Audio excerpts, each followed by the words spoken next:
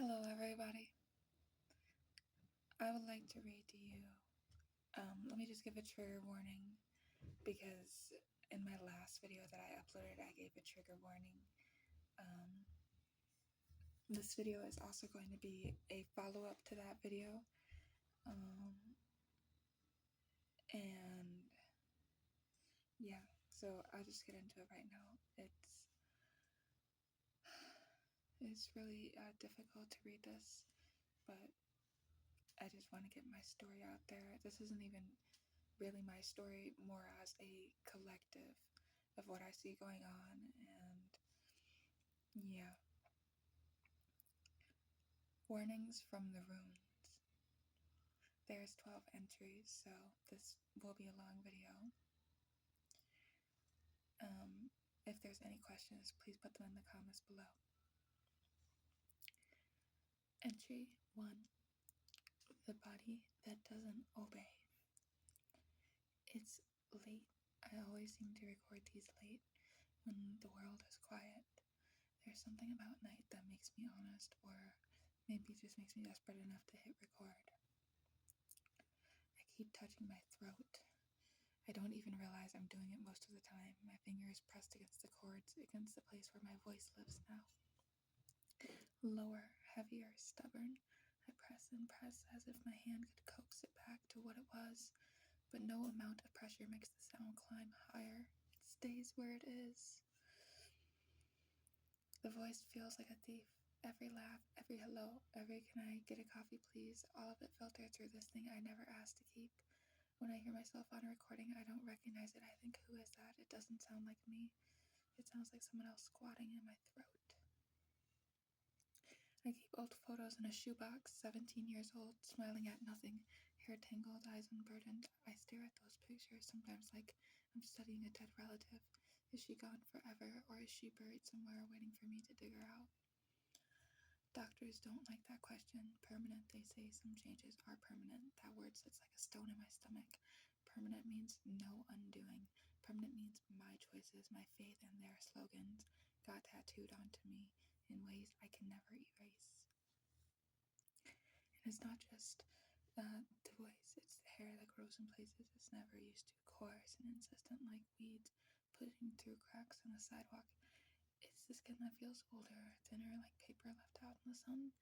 It's the cycle that vanished and then returned in fragments, irregular, ghost-like. Sometimes it comes, sometimes it doesn't, and I never know what version of my body will show up each month. They call this dysphoria relief. That was the promise. You'll feel better once your body matches, but I don't feel relief. I feel scrambled, like someone took the puzzle pieces of me and forced them into the wrong slots, hammered them in until the cardboard bent, and now the picture will never be whole again. Nobody tells you how disobedient the body can be. Nobody tells you the body remembers what you tried to erase. My body whispers at me every day in aches and hair and blood and dryness in the mirror. It remembers what was done. It remembers what was taken from me. I don't know if I'll ever feel at home again. That's the part I'm afraid to say out loud, because there's this idea that detransition is about going back, about returning to some old version of yourself, about reclaiming. But the truth is, there is no going back. I can't unscar my skin. I can't unlower my voice. I can't unage the parts of me that were sped up. I can't resurrect the girl in the shoebox photos. So here I am in a house I can't renovate, stuck with a body that doesn't obey, with doctors who don't know what to do with me, with a culture that doesn't want me to exist. And I keep recording, maybe because maybe these words will outlive me. Maybe someone else will hear them and think I'm not alone. Tonight I am not brave, I am not strong, I am not resilient. Tonight I am just tired of pressing my throat, tired of wondering if my reflection is a stranger, tired of carrying permanent like a stone in my chest. This is me at the start, this is me saying, my body doesn't obey. I am going to go outside for the rest of this video because I'm pretty sure my dad just came home. And I want you guys to be able to hear me. I have a Google Doc in the link in the description to the entire thing I wrote.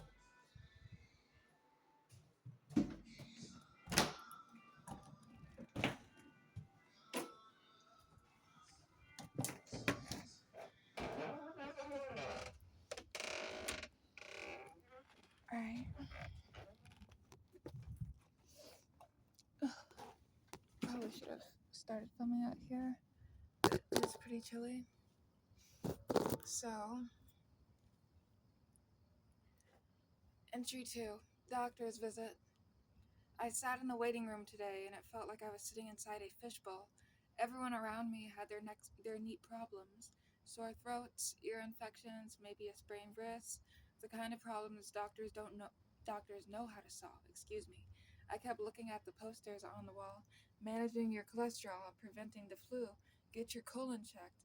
Bright colors, smiling models. None of them said what to do when you regret transitioning. I rehearsed what I would say. I always do. In my head, it went like this: I need help. I'm detransitioning. I don't know what's happening inside of me. I'm in pain. I want to know what can heal and what can't. Simple, direct. But the second I got into the office, I felt it slip away. The walls were beige, the air smelled like antiseptic, and the doctor, she had that professional, polite expression I've seen 100 times. Clipboard ready, waiting to type. I see the word detransition, and I swear her face flickered just for a second before it locked into that neutral smile. The kind of smile that isn't warmth, it's a shield. It said, "Don't say more, I don't want to hear it." She asked if I wanted a referral to a gender clinic, as if I'd come crawling back asking for testosterone again, as if I'd said the wrong thing and she was correcting me, redirecting me back into the system. I told her no. I said I needed someone who understood after, someone who could help me live with what's left. She scrolled through her screen, eyes darting side to side. The silence stretched. I could hear the faint hum of the fluorescent light above us. She pretended to search, but I could see it in her face. There was nothing to find. I don't exist in their codes. Finally, she said, "We don't really have specialists for that," and I nodded, even though inside I wanted to scream. How can you have an entire medical infrastructure for one direction and nothing for the other? They've built highways for transition, billboards, traffic signs, fast lanes, but for detransition, not even a dirt path, just wilderness. She handed me a pamphlet, Understanding Gender Diversity, bright rainbow cover, stock photos of smiling people. I wanted to laugh. It felt like walking into a church, telling the priest you've lost your faith, and being handed a hymnal. Here, sing louder, maybe it will come back. I left the office with nothing, no plan, no advice, just the weight of her silence. Walking home, I kept thinking, I am a problem the system doesn't want, a complication they don't want to acknowledge. Doctors can treat infections, set bones, manage blood sugar, but regret? Regret is radioactive. They'd rather pretend it doesn't exist. And maybe that's the hardest part. Not just the damage itself, but the erasure. Being treated like I'm speaking a language they refuse to learn. I sat on the bus and stared at my hands. They look older than they should. The veins show more. The skin feels thinner. I kept flexing them, opening and closing, wondering if she noticed, if she saw what I saw, or if she just saw a patient she wanted to shuffle out as fast as possible. I thought about going to another doctor, maybe a specialist, but what if they all look at me the same way? What if I keep saying detransition and they keep smiling, that tight, polite smile, the one that says, "Please stop talking before this becomes real"?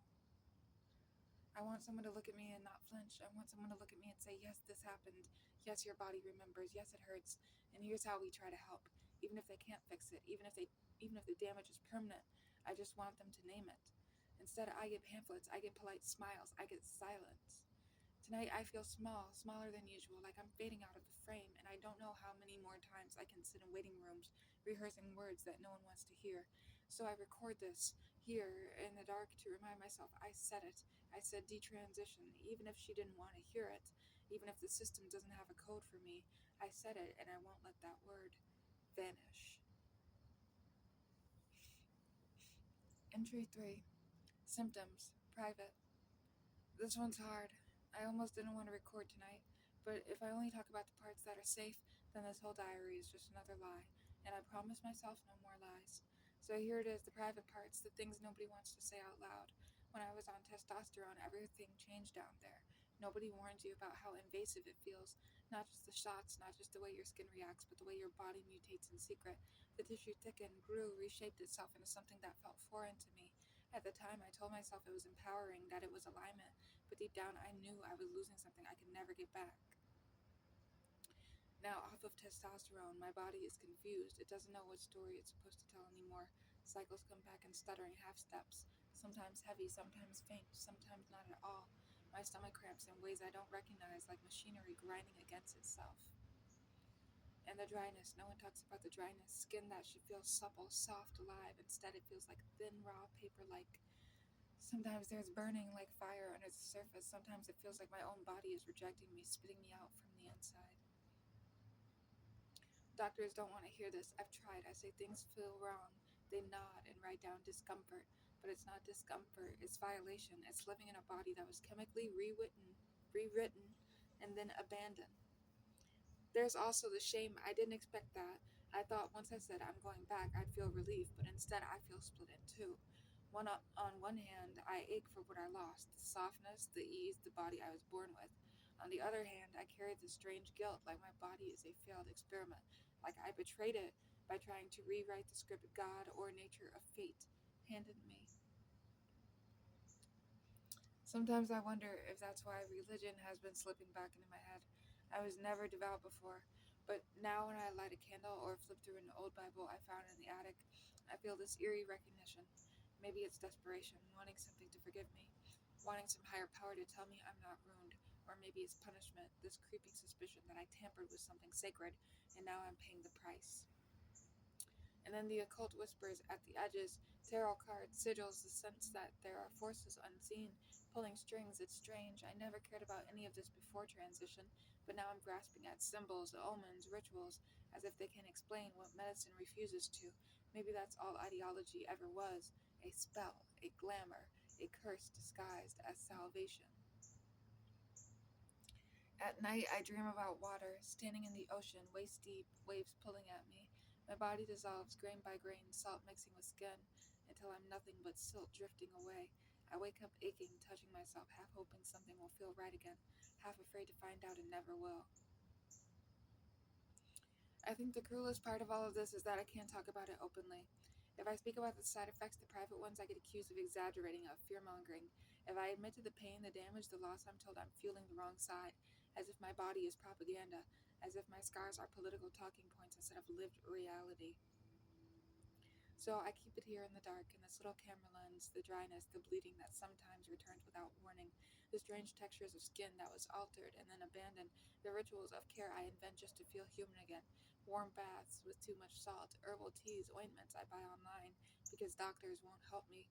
This is the private ledger of my body, the symptoms no one wants to write down, the quiet truth that my flesh is haunted. And still I ask myself, is this healing or just survival?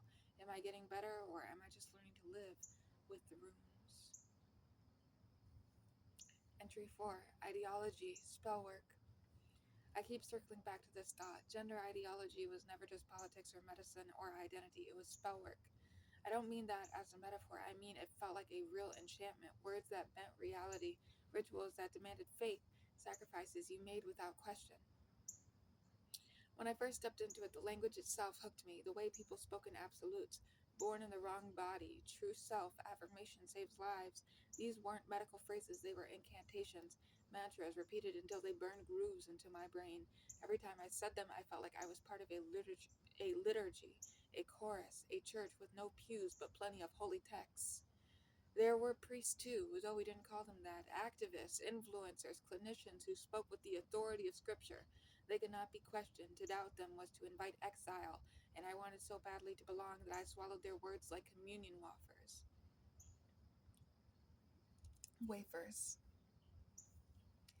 In the rituals, they were everywhere, binder straps tied in like hair shirts, testosterone shots like baptisms. Changing my name was a rite of passage, shedding the old identity like a snake shedding its skin, and when the scars came, top surgery, hysterectomy for some, laser treatments for others, they became sacred marks, stigmata of belonging.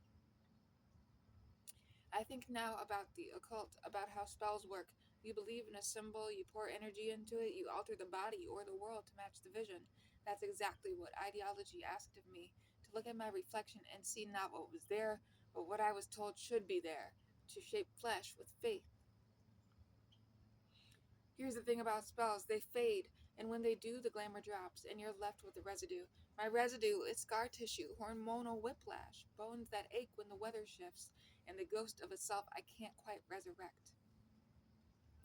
I worry about the future, not just for me, but for all of us caught in this enchantment. I think in the next few years, the ideology will double down. When spells weaken, the coven always tightens its grip. More mantras, more censorship, more demands for sacrifice. Already I see it. Children pulled younger and younger into the ritual, the way cults rush to recruit when numbers waver. I fear medicine will become more occult than science, doctors as high priests offering hormones like holy water, surgeries like sacraments, and those who regret, we will be the apostates, cast out, disbelieve, smear as heretics, not patients in need of healing, but traitors to the faith. There's a passage I keep rereading in the old Bible I found. They have mouths, but cannot speak, eyes, but cannot see. That's what it feels like. The ideology builds idols, smooth slogans, shiny symbols, and asks us to bow down. But when you cry out to those idols, they do not answer. They just stand there hollow, demanding more devotion.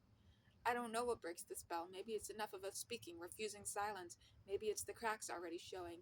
Maybe it's something darker, a collapse that drags everything down with it. What I do know is this: I lived under the spell and now I see the strings. And once you see the strings, you can't unsee them. That's why I record these entries, to leave a trail, in case anyone else finds themselves waking up, staring at their own body, whispering, "What have I done?" If ideology is a spell, then maybe truth telling is counter magic. Maybe these words, raw and imperfect, are my way of breaking the nasty circle. It looks like it's starting to rain, so I'm probably gonna get into the shed. And my dad is a dick, so he could come out and tell me not to stay in the shed because they believe that I smoke weed in here often, but I need to do my video. I don't know what all the stuff is she has, but I'm going to continue. I was just talking about stuff my mom has. She has like a lot of stuff in the shed, so let me grab a chair.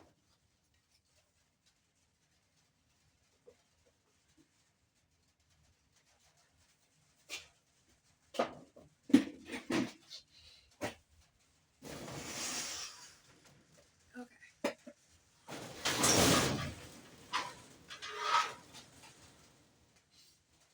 Oh, my nose. It is raining out here and it's chilly because it's already September. Virgo season. Anyways, entry 5, looking forward. I keep asking myself what the future holds for me, for others like me, for all of us who've been through the machine and spit right back out.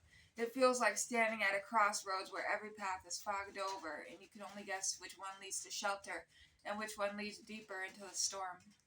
The fear is the loudest voice in my head. I fear that detransitioners will keep being erased, pushed into silence, labeled as anomalies, or worse, as enemies, that we will be treated like cautionary tales that nobody's allowed to tell.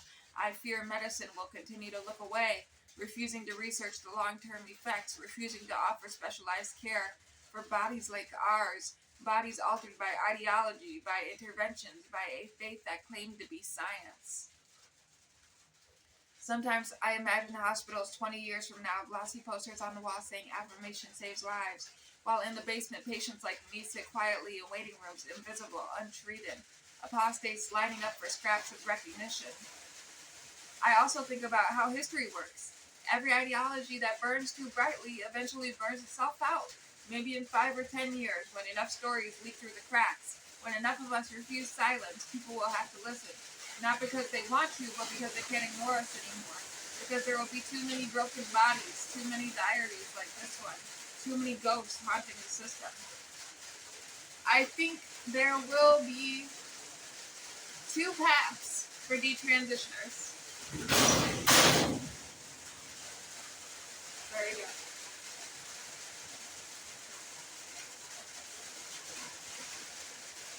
Oh my gosh. I just have to rain when I'm filming. Okay, 2 paths for detransitioners. One is isolation, scattered, unsupported, trying to stitch ourselves back together alone, each of us reinventing survival in the dark. The other is community, finding each other, forming something like a network, maybe even pushing medicine to acknowledge us, to study us, to help us heal. I don't know which path will win. Maybe both will exist side by side, depending on who dares to look up and say, me too. On a personal level, I try to imagine my own body 10 years from now. Will the scars fade? Will the hormones finally balance out? Or will I always feel the ghost of testosterone in my bones, in my voice, in my skin? Will intimacy ever stop feeling like trespassing through a room? Guys, I just want to make it clear I did not get top surgery myself or bottom surgery, but I was on testosterone gel for 7 months and my voice is permanently damaged. And beyond the body, the soul, will I carry this shame forever? Or will it one day transform into wisdom, into something I can offer without trembling? Will religion keep pulling me back, asking me to kneel, to confess, to be forgiven? Or will I drift further into the occult, making sense of it all through symbols and spells, trying to weave a new language for what happened? If gender ideology was a spell, then maybe detransition is a long exorcism, not just of the ideology itself, but of the parts of me that believed in it so fully I was willing to cut and burn and inject myself into a new form. That's what scares me, how easy it is to believe when everyone around you is chanting the same words, and how hard it is to find your voice when the chant finally dies. So where will we be in 5 years? Maybe still invisible, maybe slowly, painfully becoming impossible to ignore, maybe somewhere in between. All I know is that for me, tomorrow starts with this. Recording, naming, refusing, silence, that's my looking forward. Not a grand plan, not a perfect vision, just a stubborn insistence that I exist. That's what happened to me matters. That no matter how deep the ideology digs its claws into the world, there will always be voices like mine stretching at the edges, whispering, we are still here. Entry 6. Aftermath of Faith. Sometimes I wonder if detransition is my punishment. Other times I wonder if it's my salvation. Mostly it feels like both, like God and the devil shook hands inside my ribcage and decided to share custody. I was raised in church pews, the hymns, the sermons, the altar calls. I remember the feeling of being told that sin could be washed away, that you could be made new again. Later, when I entered gender ideology, I realized I was chasing the same promised rebirth. A new name, a new flesh, a new beginning. Only this time the priest wore a white coat and the baptismal water came in a syringe. Just to be clear, I was using testosterone gel applying to my back on a daily basis. Once a day, if not a little bit more every day. And when it didn't save me, when the body I built betrayed me, when the scars didn't answer prayers, I ran straight back to the old text, the old prayers searching for absolution. I wanted a voice to say, you are forgiven, but the Bible was quieter than I remembered. Maybe it's me who changed, not the book. At the same time, I feel the pull of the occult, because detransition is not just about science and medicine, it feels like a haunting. My old self is a ghost, my altered body is a curse mark. Every mirror is a divination tool, showing me possible timelines, paths I can't take back. When I light candles, when I draw cards, when I read symbols in smoke or bones, I'm trying to name what has no name, this liminal state, this living between genders, between worlds. Religion tells me I can repent. The occult tells me I can transmute. But neither gives me my body back. Neither erases the side effects, the deep ache in my joints, the voice that never climbs back up the register, the intimacy that feels foreign no matter how much I want to feel whole again. Some nights I think detransition is damnation, proof that I strayed too far, that I let myself be swallowed by a false god, and now I pay the price. Other nights I believe it's redemption, that by surviving, by pulling myself out, I've been given a second chance, even if it's scarred, even if it's jagged. And maybe that's what the next few years will be, learning to live inside that contradiction, neither fully damned nor fully saved, just here, writing these entries, trying to weave fragments of faith and fragments of magic into something that resembles a life. Because maybe detransition isn't about going back or going forward. Maybe it's about standing in the ruins, choosing to build a fire anyway. Not a church, not a temple, not a coven. Just a small fire, enough to keep the dark from swallowing me whole. You guys can clearly see my throat and the damage that has been done. And that could actually cause vocal cord cancer. And I have a history of mild autism before I even did this. I was hospitalized for attempted suicide last year. I was in a relationship with a transgender woman, and this person was a year older than me, and they identified as female, even though I was a female, and they wanted me to identify as male. So this is how my brain got worked. I was 19 years old. 19. Graduated high school in 2023 and ended up in the wrong crowd, community, strictly online, and that's what happened here. Entry 7. Community or solitude. I think a lot about whether I should reach out to others like me, to people who carry the same scars, the same confusion, the same quiet rage. I know they exist, hidden in forums and private chats and whispered confessions on late night live streams. I know there are others who've walked the same broken path. But every time I hover over the join button on some group, something in me hesitates. What if they're not like me? What if they're louder, angrier, more certain in their narratives? What if they demand that I use their language, their framing, their war? I already lived through one ideology that swallowed individuality. I don't want to do another. And yet the solitude gnaws at me. Being alone with this story feels like carrying a box of stones tied to my chest. No one in my daily life knows the weight. Doctors brush past it. Friends think I've moved on. Family doesn't want the details. So the box just sits there, heavy, unspoken. Sometimes I fantasize about a community that isn't about slogans or politics, but about sitting together in silence, passing each other tea, comparing scars, not to shock, but to say, I see you, I believe you. A circle where no one demands we call it redemption or damnation, but just survival. The risk is that community can become another ideology, another script, another place where you lose your voice in the crowd, and solitude can become another cage, another echo chamber of your own path, of your own pain, excuse me. So maybe the real path is both community for recognition, solitude for reflection, being seen without being absorbed, being alone without being erased. I think the next few years will test this balance for all of us. As detransition becomes more visible, even against the will of those who want us hidden, there will be factions, fights, attempts to control the narrative, and each of us will have to decide, do we step into the fray or do we protect our quiet? Do we stand in circles or do we sit by our own fire?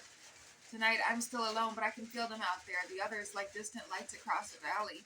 Maybe one day when the night gets too heavy, I'll start walking towards them. For now, I'll stay here, with my diary, with my fire, with the silence that is mine.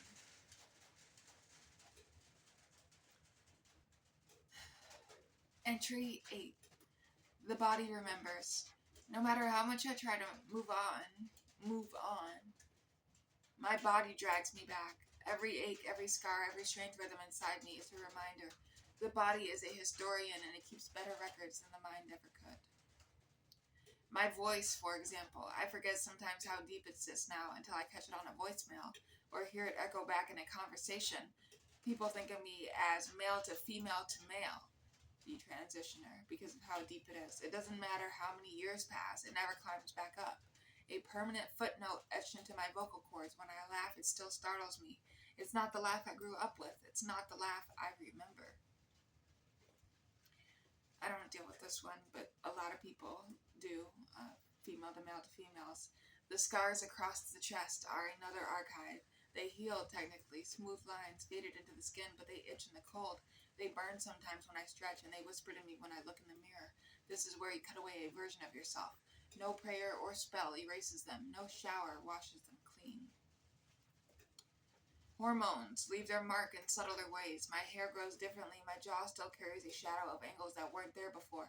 My skin texture shifted. Even my sweat smells different. Like the body I once sculpted out of needles still lingers inside me. A ghost that refuses to move on. And intimacy, that's where the body remembers the most. Touch doesn't feel neutral anymore. It feels filtered through years of rewiring, surgeries, dysphoria, attempts at euphoria that collapse into numbness. It's like my body built defenses and never took them down, even when I wanted to, even when I ache for softness. People tell me healing is possible, that the body adapts. Maybe they're right. Maybe one day my nervous system will learn to quiet down, to stop flinching at its own shadow. But I don't think healing means forgetting. I think it means carrying the memory differently, learning how to live with a body that will always remember, and choosing not to hate it for that. The cruelest part is that doctors treat these side effects like trivia, like bullet points on a chart. They don't feel the phantom weight in my chest when I breathe. They don't wake up to the sound of a voice they barely recognize. They don't lie in bed and feel a body vibrating with memories it never asked for. So I carry the history myself every day, every step. Maybe that's what detransition is at its core, not erasing the past, but becoming the archivist of a body that remembers everything, every little detail. Entry 9.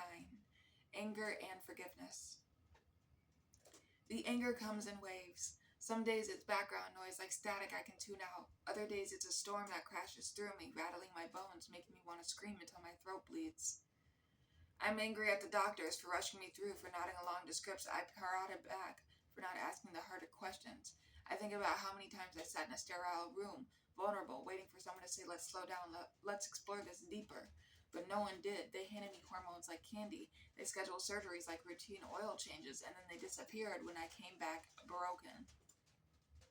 I'm angry at the ideology, the one that told me my pain had one explanation, one cure, the one that promised transcendence if I only cut it and injected and renamed myself, the one that silences anyone who strays from the script. I see now how tightly it wraps around people, how it convinces them to defend with religious zeal. And I grieve that I let myself get caught in its orbit. Yes, I'm angry at myself for believing, for rushing, for ignoring the quiet doubts that flickered late at night when I couldn't sleep, for sacrificing pieces of myself I can never get back. This is the sharpest anger of all because there is no one to hand it to but me. But anger alone burns me out. So the question becomes, can I forgive? Forgive the doctors? Maybe. They're flawed humans wrapped in flawed systems, just like everyone else. Forgive the ideology? Harder. It feels alive, predatory, still feeding on the vulnerable. Forgive myself? That's the hardest because forgiveness feels like saying it's okay and it's not. It will never be okay. Maybe forgiveness isn't about excusing. Maybe it's about loosening the noose around my neck, my own neck. About letting myself breathe again. About deciding I don't want to spend the rest of my life defined by fury. Religion tells me to forgive. The occult tells me to transmute rage into power. Excuse me. Maybe both are right. Maybe forgiveness isn't surrender. Maybe it's alchemy. Excuse me. Taking the lead weight of anger and melting it into something I can actually carry. I don't know if I'll ever get there fully, but tonight I'm practicing one deep breath at a time, one unclenched fist at a time. Entry 10, the future self. I try to picture myself in 5 years, 10, 20. It's hard. The future feels slippery like a dream that evaporates the moment I reach for it. But I keep trying because I need to believe I'm more than the sum of what happened to me. 5 years from now, I hope my body feels less like a battlefield and more like a home. Not perfect, not restored, but lived in. I hope the scars have softened into stories and that I can touch them without flinching. Maybe I have learned to love my voice again, not as a mistake, but as a mark of survival. 10 years from now, maybe I'll be teaching others how to carry their histories without drowning in them. Maybe I'll have a circle of people who understand, not a movement, not an ideology, but a community bound by truth. I imagine us laughing together, scarred and imperfect, but alive.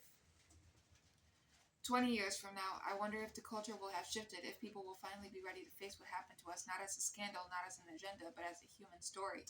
I wonder if the pendulum of gender ideology will have swung back, exposing the machinery behind it, forcing the world to reckon with the harm. Or maybe it will have evolved into something new, equally seductive, equally dangerous. Ideologies rarely die, they just change costumes. As for me, I hope I'll be softer, not weaker, but softer, less brittle, less consumed by rage. I want to be the kind of person who can look back at the chaos and still choose tenderness. I want to carry my younger selves, the child, the trans man, the detransitioner, not as ghosts that haunt me, but as companions who remind me of where I've been. And if I don't get there, if I never fully heal, that's okay too, because maybe the future self isn't about erasing pain, but about walking alongside it with a little more grace. I close my eyes and try to picture her, the future me. She's older, lined with time, but her shoulders aren't so tense anymore. Her laughter comes easier, her nights aren't so haunted, and she sits maybe by a window, maybe with a book, maybe just in silence, and she's at peace. That's the vision I'll hold on to, even if it feels far away, even if it feels impossible some days, because hope, even fragile, even cracked, is still worth carrying. Entry 11, Warnings and Prophecies. If anyone finds this years from now, maybe you'll say, I was dramatic, paranoid, too wounded to see clearly. But I want to leave this here anyways because I feel something shifting and I can't shake the need to warn. I think the cracks in gender ideology are widening. The story can't hold forever. Too many of us are walking evidence, living contradictions. We are the receipts the system doesn't want to acknowledge, and when truth leaks through cracks, it doesn't stay gentle, it erupts. What I see coming? Backlash, not just against the ideology, but against everyone who ever brushed against it. Detransitioners might be used as weapons by people with their own agendas. Politicians will wave our scars like flags. Activists will try to erase us harder. The cultural war machine will chew us up from both sides, and I'm afraid many won't survive the crossfire. I also see it unraveling. Medicine will be forced to reckon with itself. Lawsuits will multiply. Clinics will shut down. Whisper networks of regret will grow louder until silence is impossible. And the same institutions that once rushed us through will suddenly pretend they never believed. They'll wash their hands and call it new data. Here's the darker prophecy. Ideologies never die, they reincarnate. If gender ideology collapses, something else will rise to take its place. Another belief system promising salvation through self-erasure, self-reinvention, self-sacrifice. Maybe it won't be about gender next time. Maybe it'll be about tech or biology or consciousness. The same hunger for transcendence, wrapped in different words. Religion and the occult both warn us about false idols, about spirits that masquerade as angels of light. Gender ideology was one of them, a shining promise that hid a devouring hunger, and if people don't learn to see through the glamour, they'll fall again and again. So my warning is simple. Learn to question the glittering promises. Learn to sit with discomfort instead of rushing to cure it. Learn to honor the body as it is, not as a canvas to endlessly mutilate in search of an unreachable perfection. If the next generation can do that, maybe the cycle will finally break. If not, then these entries are just another testimony to history repeating itself. I don't know if I'll live to see which way it goes, but I want it on record. We were here. We were here. We spoke. We warned. And maybe someday someone will listen. Entry 12. Closure, or the attempt at it. This might be my last recording. Or maybe I'll pick up the camera again tomorrow. I don't know. But I feel like I've circled a spiral enough times to land here, not at an ending, not at a resolution, but at a pause. I don't expect to tie everything up neatly. There's no ribbon big enough to wrap around regret or scar tissue or the years lost wandering in a story that wasn't mine. But maybe closure doesn't mean resolution. Maybe it just means deciding to stop bleeding into the open air. What I know is this: I survived. That matters. Survival is its own kind of defiance, especially when the culture wanted me to vanish, dissolve in a narrative, become proof of someone else's ideology. I didn't vanish. I'm still here, recording, breathing. Doctors failed me. The ideology consumed me. My own choices haunt me, but I refuse to live only in the ruins. There's still soil under the rubble, and things can grow there if I let them. I've thought a lot about religion and the occult through this whole process. Religion tells me there is grace even for the ones who cut themselves down. The occult whispers destruction is a gate to transformation. Maybe both are true. Maybe the only way forward is to hold paradox without running from it. So here's my paradox. I wish it never fucking happened. And yet I am who I am because it did. I hate what was taken, and yet I carry a kind of knowledge most will never touch. I am broken, and I am still becoming. If anyone is listening, if anyone stumbles across these entries, I hope you hear not just the pain, but the pulse underneath it, the stubborn insistence that even after all of this, life still hums. I don't know the shape of my future. I don't know how many scars will harden, how many nights will still ache, but I know I'll keep trying to forgive and to rebuild and to believe in something beyond ideology. So for now, this is me signing off. Not finished, not healed, but still here.